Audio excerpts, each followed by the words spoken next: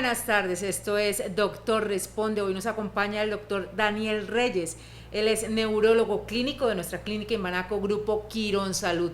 El tema de hoy, bien interesante, Alzheimer desde el rol del cuidador. Doctor, muy buenas tardes. Hola, buenas tardes, muchas gracias por la invitación y abrir esos espacios. Bueno, doctor, en lo que se conecta nuestra gente y envía sus preguntas, pues hablemos un poco de lo que es el Alzheimer.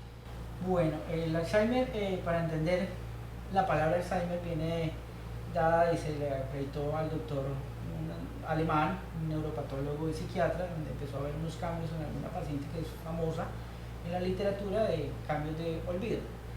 Sabemos que la demencia son síntomas de memoria, de pensamiento, que llegan a limitar la vida del paciente en su ABC diario.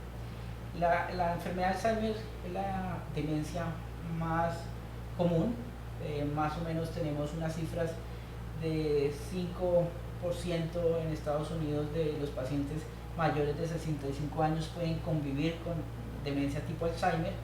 En el mundo hay 60 millones de personas con demencia y se cree que el 70% es enfermedad de Alzheimer. La enfermedad de Alzheimer se caracteriza por varios síntomas. Dentro de esto la memoria. La memoria, los primeros síntomas iniciales que vamos a ver en estos pacientes o que la familia empieza a notar son los olvidos recientes o conversaciones recientes, colocación de objetos en sitios no compatibles Habituales. donde son los habituales o a veces o hasta absurdos. Empiezan a poner los zapatos hasta en las neveras. Empiezan a haber repetición, entonces repiten lo mismo, ya almorcé o no almorcé, o llegan a tener hasta pagos de las facturas, lo mismo, estas transferencias bancarias empiezan a hacerlas doble vez. Entonces, y el pensamiento, lógicamente, la planeación y todo empieza a afectarse. Hay otros cambios, que son los cambios comportamentales, que llamamos, que van también de la enfermedad.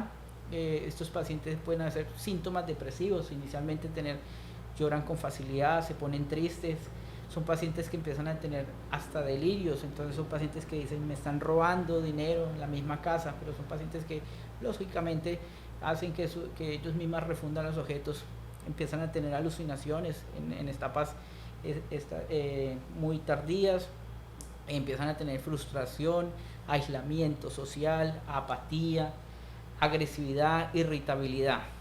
Y ya en estados avanzados, lógicamente los pacientes pueden tener limitación en su calidad y lógicamente ya en su vida física.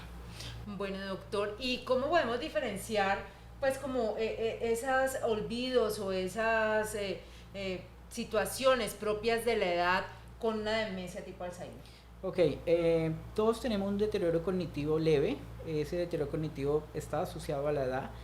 El hecho de que uno sea mayor de 65 años sí empieza a aumentar el riesgo para una demencia de tipo Alzheimer, y si tiene deterioro cognitivo también puede tener un riesgo para terminar en enfermedad de Alzheimer. El deterioro cognitivo asociado a la edad tiene unas diferencias, que son estos pacientes que dejan refundido a algún objeto o alguna tarea, pero logran, a medida que esa planeación y otra es la programación, dicen, me acordé, y logran identificar o encontrar el objeto. El otro diferencia al Alzheimer es que definitivamente, a pesar de tener una ayuda o que la programación se pierde, porque ese pensamiento se pierde y esa planeación como tal se pierde y nunca llega a encontrar el objeto.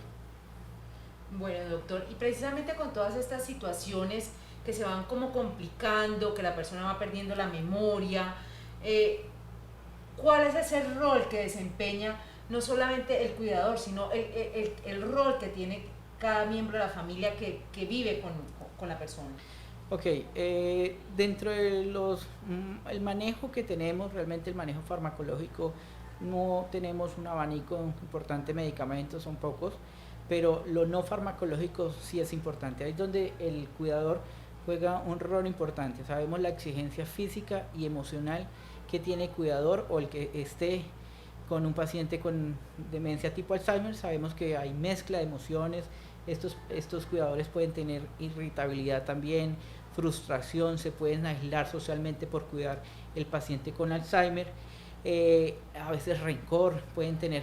Entonces es importante, nosotros cuando llega ese cuidador, que puede ser el mismo familiar, uno dice, vea, lo primero que hay que hacer es tener un entorno de apoyo al paciente con la enfermedad, es apoyarlo porque el paciente lógicamente tiene sus limitaciones para planeación y a veces no entiende la enfermedad, pero ese apoyo debe ser ante autoestima, no bajar esa autoestima y decirle, mire, la vida sigue y tenemos que ayudarlo.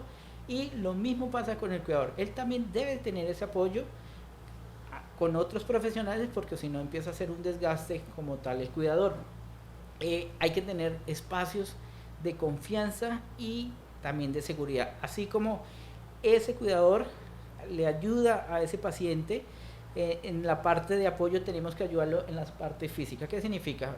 Estos pacientes hay que ayudarlos con los pasamanos en los baños, en pasamanos, en las escaleras, que no puedan estar en un segundo o tercer piso, sino estar en un primer piso, que no esté subiendo y bajando escaleras porque el riesgo de caída es importante. Sabemos que puede tener una fractura de cadera y puede empeorar la enfermedad o todo llegar a sus complicaciones hospitalarias, o los traumas craneoencefálicos que pueden ser severos y terminar con hematomas y pues llevándolo a una intervención neuroquirúrgica y pues va a empeorar su situación de demencia. Desde luces que se prendan, luces que sean sensores, que todo sea fácil para el paciente, que le puedan tener su celular, sus llaves, sus objetos en un mismo sitio y que no estén todo el tiempo cambiándole, porque esto hace que se dificulte un poco más al paciente. Algunos estudios que muestran hasta no tener muchos espejos, porque los espejos, cuando el paciente pasa, cree que hay otra persona y cree que puede ser una alucinación y puede tener a veces esa agresividad y cree que hay alguien más en el hogar o que lo están persiguiendo. Pero es importante ese cuidador de que esa mezcla de emociones pueda ser llevado y trabajado también conjunto con los profesionales. Entonces, entre más se documente de la enfermedad, va a entender más síntomas. Entre más esté también en grupos de lectura, de jardinería, de todas estas manualidades, el paciente, el cuidador, también va a tener como ese momento de esparcimiento. Y es importante porque si no, empieza con el síndrome del cuidador y va a tener problemas el cuidador y termina cansado y empiezan a hacer una confrontación. Y lo importante es que llevar una vida amena, o sea, no estar llevando contra la pared al paciente con demencia Alzheimer, ni estarlo como apurando o obligándolo a aprender las cosas que realmente no aprende en ese momento y empiezan a chocar y empieza a volverse un poco el ambiente y dice, no puedo más con esto y se van agotando. Bueno, doctor, nos podemos acercar un poquito más al micrófono, nos están diciendo que se escucha un poco bajo. Okay. Doctor, en ese caso y contemplando pues como todas esas situaciones que se presentan con el paciente que tiene Alzheimer, ¿sería indicado, sería adecuado que haya más de un cuidador? Realmente se deben haber varios, o sea, dentro del apoyo al cuidador debe tener una rotación para que ese cuidador no se fatigue. Siempre debe pedir ayuda, o sea, entre familiares trate de rotar, digámoslo así, las obligaciones con el paciente con enfermedad de Alzheimer, pero lo ideal sí pueden haber varios cuidadores. Lo que no sugerimos a los estadios tardíos de la enfermedad es cuando llevan el paciente de un fin de semana donde un hijo, entonces son 5 hijos y lo llevan a diferente, puede a veces ser no tan ameno porque el paciente se va a desorientar. Entonces terminan la reunión que normalmente quería que fuera algo ameno, termina que la paciente con demencia Alzheimer se ponga un poco irritable y de pronto agresiva porque cree que está en un grupo muy amplio y que no es el grupo familiar. O sea que sería mejor como trasladar las actividades a casa y que la persona no tenga que salir como de ese entorno. Lo ideal en estadios tardíos, lo más importante es siempre estar en una localidad. En inicial es tratar sí que no haya tanto aislamiento social y llevarla a esos grupos de lectura, de canto, de baile, todo eso es importante. Bueno, doctor, ¿y cómo se maneja el tema de la frustración que en un momento determinado pueda sentir ese cuidador por ver el deterioro de su ser querido? Ok, definitivamente en ese momento de frustración Entre más conozca la enfermedad del cuidador, va a entender y puede salir adelante. Ya en el caso que no pueda entender y no hay que pedir ayuda, y están los psicólogos, los psiquiatras, las mismas terapeutas, y todos trabajan en conjunto. ¿Hay alguna, nos preguntaban vía Facebook, si hay algún examen que se pueda hacer para determinar si tengo la predisposición a sufrir de Alzheimer, ya que un familiar lo padece, la abuela lo padece? Ok, bueno, dentro de las causas que sabemos de la demencia Alzheimer, los autores tienen varios mecanismos. Sabemos que es un problema de proteínas como tal, pero hay varios factores, genético, hay ambiental y unos factores de riesgo. La parte genética a la final es el 1%, todos no tiene una carga genética y se busca un gen de apolipoproteína E, que no todos lo van a la final terminar como demencia Alzheimer, solamente el 25 al 30%, pero hay que buscar las otras factores de riesgo modificables que podrían. Entonces no hay como tal una causa muy concreta. Sabemos que existe la proteína amiloide, que es lo que se pega y daña la neurona y todas estas conexiones, y otra proteína que es tau, que son los ovillos neurofibrilares que están dentro de la célula y lo que hacen es producir como un ambiente tóxico y generar este daño.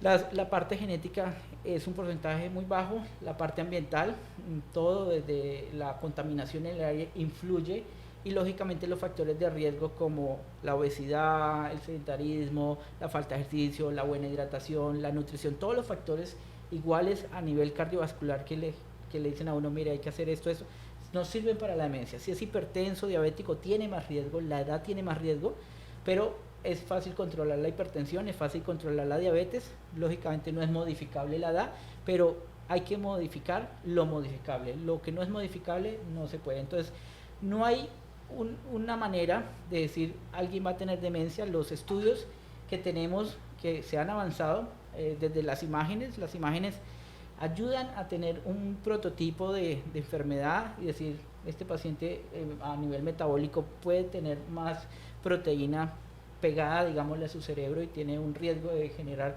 demencia, pero los otros factores también. Entonces un factor metabólico del cerebro, más un paciente que es fumador, un paciente que tiene ingesta de alcohol, un paciente con antecedente de trauma craneoencefálico severo, con hemorragias cerebrales o a ataques cerebrovasculares, pues aumenta más el riesgo.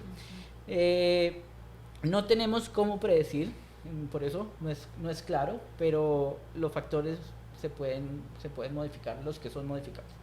Nos pregunta Margarita López a través de Instagram. ¿Es cierto que existen algunos alimentos que potencializan la conservación de la memoria? Pues dentro de los factores que son modificables está la dieta. La hidratación es principal. Hablan de las grasas, baja ingesta de grasas saturadas, de granos secos o frutos secos, y hablan de la dieta mediterránea. Pareciera que, como en todo, la parte de la medicina tiene un riesgo de no tenerlos, esa combinación, o no tener un hábito en eso. Lógicamente tiene un beneficio, la dieta mediterránea todos lo sabemos, y creo que no es inherente y diferente al cerebro. Bueno, nos preguntan también a través, Álvaro López, si el cuidador es un hijo, ¿se aumenta el riesgo de padecer Alzheimer? Era lo que hablábamos hace un momento, doctor. No. Realmente las cifras son ahorita ya más repartidas. Antes se creía que tenía más riesgo de ser mujer que hombre, pero realmente ahora son. Pero no el hecho de que yo cuide a una paciente con Alzheimer como si me fuera a dar Alzheimer, no.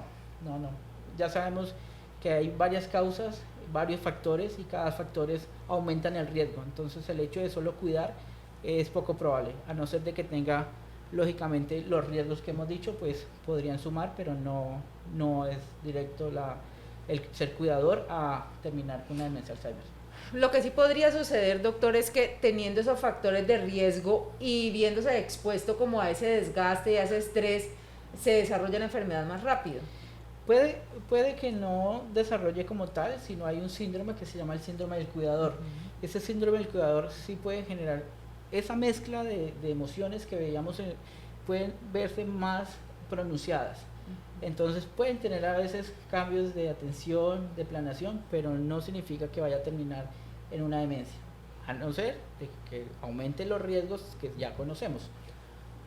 Más sí podría ser en un deterioro de la salud precisamente por volcarse de lleno al cuidado del paciente. Claro, más por fatigabilidad. Realmente, si un paciente está de lleno cuidando a un paciente con enfermedad de Alzheimer, un paciente que dejó de hacer sus cosas, que dejó de ir hasta el médico porque se dedicó al paciente, lógicamente se va a deteriorar y va a tener enfermedad.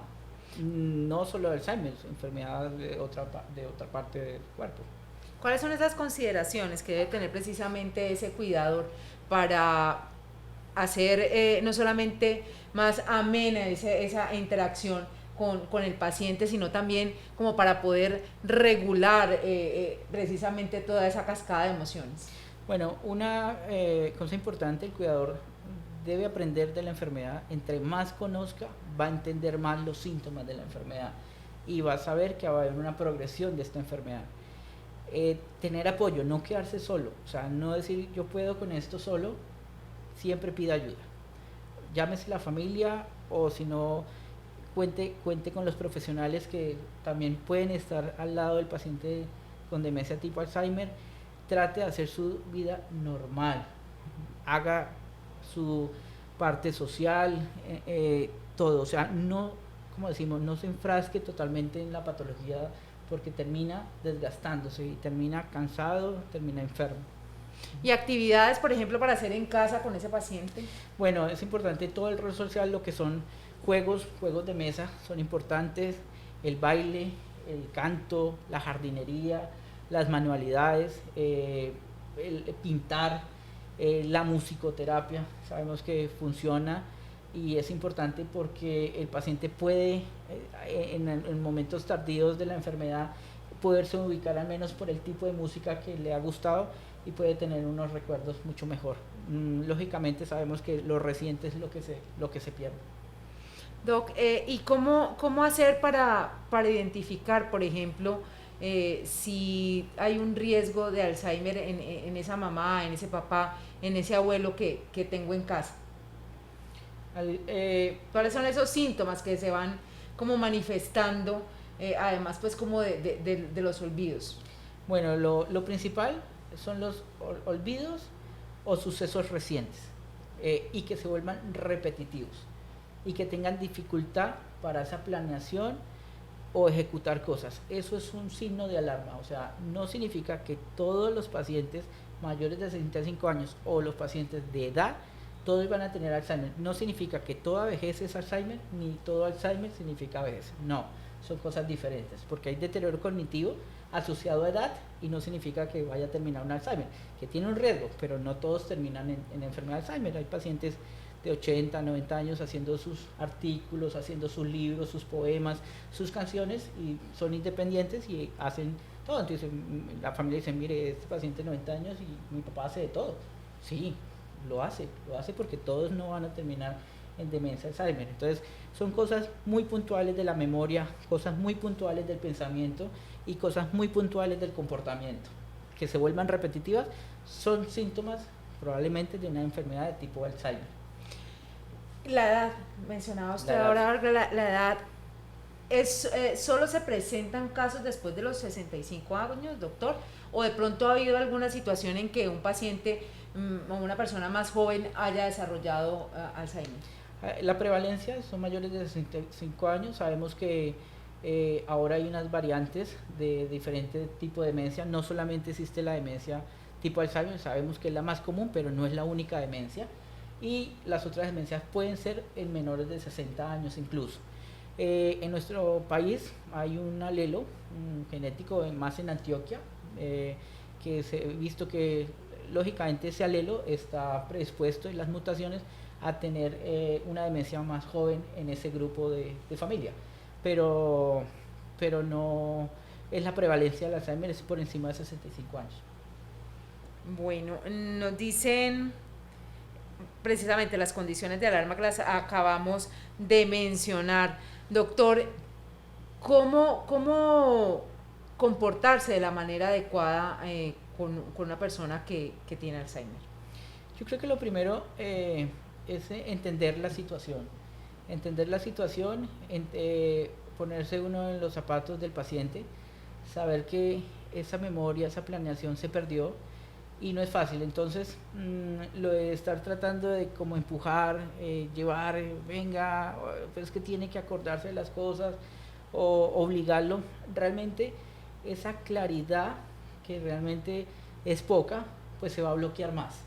Entonces, lo importante es saber que existe la enfermedad, saber que es progresiva y saber que los síntomas, algunos medicamentos pueden ayudarlo, pero la enfermedad como tal no. Entonces, es un apoyo, es apoyarnos, tanto los profesionales de salud con el paciente y con la familia, y envolver un entorno que sea más ameno y llevadero. ¿Hay fases marcadas de la enfermedad y Sí. tienen un tiempo de pronto determinado? Sí, cada variante es diferente, o sea, ya sabemos que hay varias variantes también de la demencia, hay netamente memoria, hay comportamentales, hay mixtas, o puede que la demencia venga mixta porque hizo un ataque cerebrovascular o un antecedente en trauma. Entonces algunas se comportan de diferente manera, cada paciente es individual, y la progresión en algunos pacientes, así como algunos son muy floridas al inicio de la enfermedad, otras pueden tardar, pero en estadios avanzados el paciente llega a estar muy limitado e incluso estar con dispositivos hasta para nutrición. Okay. ¿Qué sucede a nivel del organismo, doctor, que finalmente termine un paciente precisamente con una sonda para nutrición, que termine postrado en cama?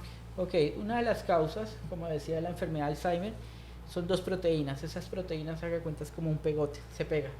Entonces, estas conexiones que tienen las neuronas, no hay transmisión. Y segundo, la otra proteína que va dentro de la neurona es como si fuera un tóxico y destruyera esa neurona. Entonces, esa capacidad que tiene la neurona, cada lóbulo frontal hace algo diferente en nuestro organismo, se pierde. Entonces, se va a perder, así como se pierde la memoria, se pierde el comportamiento y se pierde la planeación y todas estas cosas, pues lógicamente la función física, todo se va perdiendo, el lenguaje se va perdiendo. Entonces va a tener problemas de deglución, si no va a poder hablar. Así mismo como los músculos ayudan a que nosotros podamos hablar, toda la fonación, pues son músculos que están comprometidos con la deglución. Entonces van a tener problemas para deglutir, y son pacientes que vamos a terminar ayudándolo con el fonoaudiólogo o con los dispositivos, tratando de suplir todos esos nutrientes que normalmente no pueden ir por la boca. Bueno, ¿y hay alguna forma como de retrasar esos efectos, doctor? ¿O hay alguna forma como para mitigar esta situación? Realmente la enfermedad de Alzheimer no tiene cura hasta el momento. Lo que tenemos son medicamentos que no ayudan a retrasar como tal la enfermedad. Lo que ayuda es a mejorar algunos síntomas de la enfermedad y de pronto a que la parte física no progrese tanto. Tenemos dos grandes grupos, los que llamamos anticolinesterásico, nosotros los médicos, que ahí está la ribastimina, tanto en parche, en medicamento oral, la galantamina, el donepezilo, y otros que se van por otra vía, que lo que ayudan también es que estas comunicaciones de neurotransmisores, porque toda esta conexión se daña, es a liberar un poco más de esos neurotransmisores, pero no contamos con un arsenal. Los nuevos medicamentos que salieron al mercado, que son los monoclonales, están diseñados en iniciales etapas, a veces hasta preclínicas o iniciales de la enfermedad, y lo que se ha visto es que puede destruirse un poco la proteína, puede, pero no se ha tenido un mayor beneficio en los estudios que ha mostrado. Van andando otros monoclonales, el único que ha salido es la de Cunomab. Vamos a ver que en el futuro qué más se puede tener, pero por ahora no hay algo definitivo que pare la enfermedad. No, los síntomas pueden tener hasta cierto punto un tiempo de mejoría, pero después se pierde también. ¿Hay de pronto algún tiempo estipulado para esto? No, no lo hay. O sea, cada paciente es individual. Lógicamente, nosotros siempre damos el beneficio de poner un medicamento y llevarlo a las dosis óptimas que dice en la literatura, pero cada paciente puede ser individual, así como puede tener 2, a veces 3 hasta medicamentos, llámese el que le damos para la demencia, como dice todo el mundo, o el antidepresivo, o el antipsicótico para los no significa que vayamos a parar la enfermedad. O sea, ella va a progresar, pero podemos mejorar algo de síntomas. O sea, tendríamos ahí como la forma de poder suministrarle durante su enfermedad como herramientas para mejorar esa calidad de vida dentro del proceso que va a ser natural. Sí, eso es lo que realmente se hace tanto farmacológicamente como lo no farmacológico. O sea, es tratar de que sabemos que la enfermedad existe, pero hay que llevarla lo más ameno posible. Bueno, doctor, ya para ir cerrando, 5 consideraciones que vamos a tener en cuenta frente al Alzheimer. Bueno, que primero existe la enfermedad, saber conocer los síntomas, poder acudir rápidamente a un neurólogo, porque así como se hace la exploración física, neurológica, hay que tomar unas muestras, hay que tomar paraclínicos, porque hay muchas causas de pérdida de memoria, no solamente Alzheimer. Entonces hay que tener diagnósticos diferenciales, lógicamente las imágenes, que descartar que no sea un tumor, una masa, una ACV o un sangrado, que puede alterar la memoria. Entonces es importante tener esos síntomas, acudir, pedir apoyo, no pensar que la vejez es sinónimo de olvidos. Eso es fundamental. Bueno, doctor, muchas gracias por acompañarnos en Doctor Responde. A ustedes también muchas gracias por atender esta invitación. Nos vemos la próxima semana. Los invitamos a seguirnos en nuestras redes, Facebook, Instagram y YouTube. También a visitar nuestro canal de Spotify con todos los podcasts de interés. Nos vemos en una próxima emisión @clínica Imbanaco. Doctor, mil gracias.